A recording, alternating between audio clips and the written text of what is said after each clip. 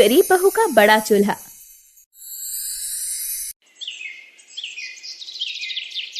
पिंकी, राजू, जल्दी से उठ जाओ, तुम्हें स्कूल जाना है ना। माँ, मैं आज स्कूल नहीं जाऊंगा। वे क्या है ना, टीचर ने कहा है कि जब तक तुम अपने नए जूते खरीद कर नहीं लाते तब तक स्कूल में कदम मत रखना। उन्होंने साफ कह दिया है कि गंदे और फटे हुए जूते वे स्कूल में अनुमति नहीं देंगे। हाँ माँ, राजू बिल्कुल ठीक बोल रहा है। आपको पता है, कल स्कूल में टीचर ने हम बच्चों को हाथ ऊपर करके खड़ा कर दिया, इसलिए क्योंकि राजू के जूते नहीं थे और मेरे पास ढंग का बैग नहीं था। अपने बच्चों की बात सुनकर नैना को बहुत दुख हुआ। उसकी भरी हुई आंखें देखने वाला कोई नहीं था, क्योंकि आज से कुछ साल पहले नैना के पति रवि का देहांत एक दुर्घटना में हो गया था। तब से ही नैना दूसरों के घरों में काम करके अपने बच्चों का पालन पोषण करने के साथ साथ अपने घर की देख रेख कर रही थी। अपने बच्चों की बात सुनकर नैना ने अपनी आंखों में आंसुओं को पोंछते हुए बड़े ही प्यार से अपने बच्चों को कहा, मैं जानती हूँ राजू, पिंकी, तुम दोनों के जूते और बैग नहीं है, तुम्हें वो चाहिए, पर अभी महीना खत्म होने में 5 दिन बाकी है और जब तक ये 5 दिन पूरे नहीं हो जाते तब तक ना तो मुझे तनख्वाह मिलेगी और न ही मैं तुम्हारे लिए जूते या बैग लेकर आ पाऊंगी। क्या तुम 5 दिन इन जूतों और बैग में ही काम चला सकते हो? माँ, आप 5 दिन की बात कर रही हो? अरे हम तो अपनी पूरी उम्र बिता सकते हैं इन जूतों और बैग में, लेकिन क्या करें, टीचर है जो हमें स्कूल में घुसने नहीं दे रही। कल उन्होंने हमें आखिरी चेतावनी दी थी। माँ, हम अच्छे से जानते हैं हमारे घर के हालात कैसे हैं, पर आप चिंता मत कीजिए। जब हम बड़े होंगे ना तो आपको किसी भी चीज की कोई दिक्कत नहीं होने देंगे, क्योंकि हम लोग इतना कमाएंगे कि आपको कभी किसी के घर में काम करने की कोई जरूरत नहीं पड़ेगी। और तो और हम लोग अपने घर में किसी भी चीज की कमी नहीं होने देंगे।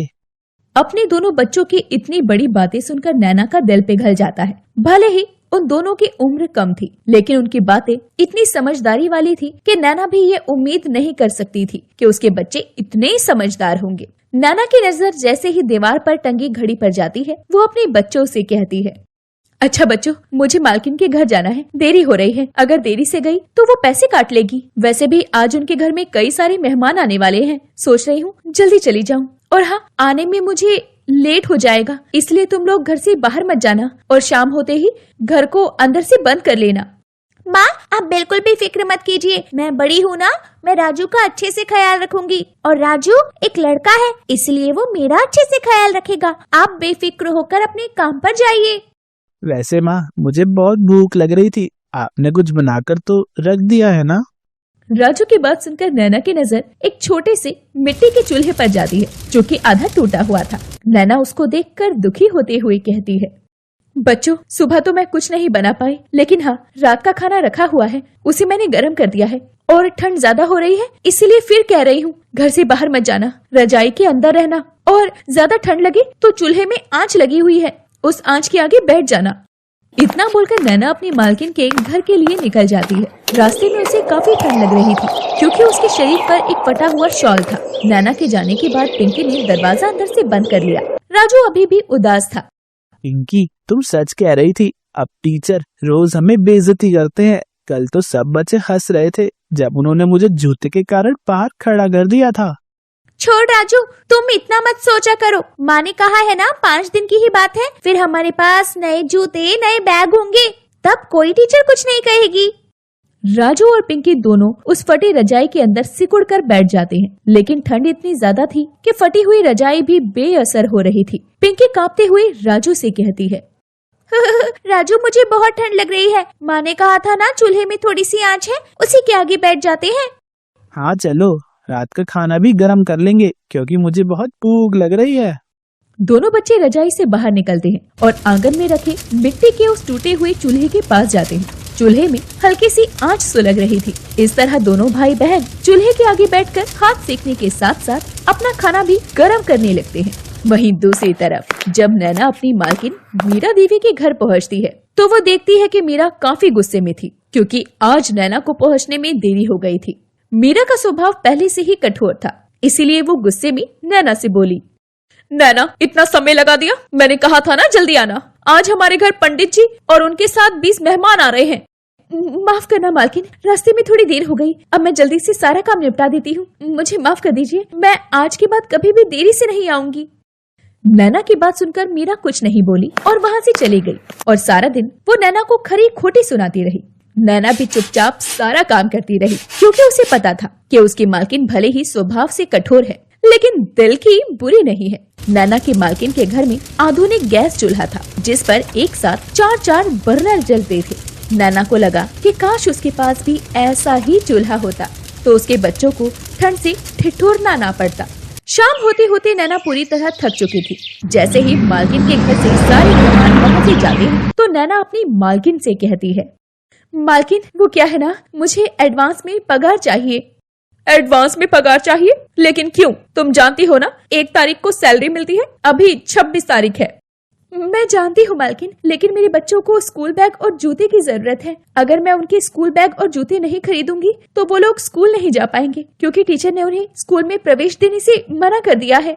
नैना की बात सुनकर मालकिन कुछ नहीं बोली और अपने कमरे में चली गई। कुछ देर बाद वो अपने कमरे से 2-3 बैग लेकर आती है और एक बैग नैना को देते हुए कहती है, नैना इसमें तुम्हारे दोनों बच्चों के लिए जूते और ये तुम्हारे बच्चों के लिए बैग, और हाँ इस तीसरे बैग में कुछ कपड़े हैं, ये तुम अपने बच्चों को दे देना, और ये शॉल और कुछ जैकेट है जो मैं तुम्हें दे रही हूँ।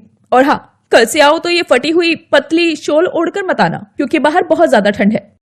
मालकिन का इतना बड़ा दरिया दिल देखकर नैना की आंखें भर आई। वो अपनी आंखों के आंसुओं को छुपाकर अपनी मालकिन को धन्यवाद देती है। जहाँ एक तरफ मालकिन और नैना बातें कर रहे थे तो वहीं पिंकी और राजू चूल्हे के पास बैठकर एक दूसरे से बात करते हुए कह रहे थे, हाँ मुझे याद है। माँ ने कहा था ना चूल्हा आधा टूटा हुआ है, क्यों ना हम इसे ठीक कर दें?